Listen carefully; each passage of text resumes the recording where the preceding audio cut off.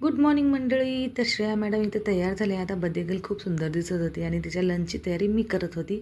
तर इथं तिचा लंच बॉक्स तयार करत होती आणि आज तिच्या आवडीचा पदार्थ होता, जो की आहे पालकचे पराठे. आणि खूप दिवसानंतर करत होते मी आणि तिला इच्छा होती खाण्याची, म्हणून पालकचे पराठे करून दिले.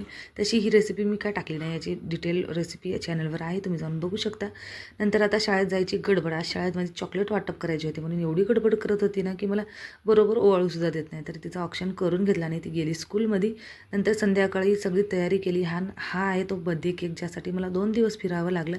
संध्याकाळी सगळी तयारी झाली होती. तिच्या सगळ्या फ्रेंड्स आल्या होत्या आणि घरातले सगळे मेंबरसुद्धा आले होते. यावेळेस आजी आजोबा आल्यामुळे श्रेया खूप जास्त खुश होती आणि बर्थडे गर्ल एकदम छान अशी रेडी पण झाली होती. तर बर्थडेचा थीम आता यावेळेस स्काय ब्लू कलरचा होता, कारण की तिचा केक पण त्याच कलरचा होता आणि तिला स्काय ब्लू कलर खूप आवडतो. नंतर सगळ्यांनी ओवाळून घेतला आणि आता आली बर्थडे केक कट करायची बारी. तर इथे सगळ्यांनी ओवाळ्या झाल्यानंतर आता केक कट करूयात.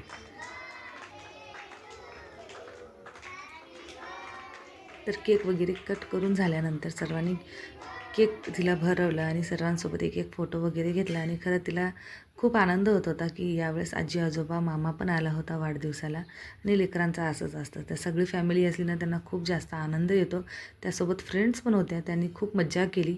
आणि नंतर जेवायची वेळ आली, तर आजचा मेन्यूसुद्धा तिच्याच आवडीचा होता. पनीरची भाजी आणि गुलाबजामुन वगैरे. तर इथं मंडळी सगळी जेवत होती, आमची घरची मोठी माणसं. आणि इकडं बच्चा पार्टीचं जेवण वगैरे चालू होतं. तर कसा वाटला व्लॉग नक्की कमेंट करून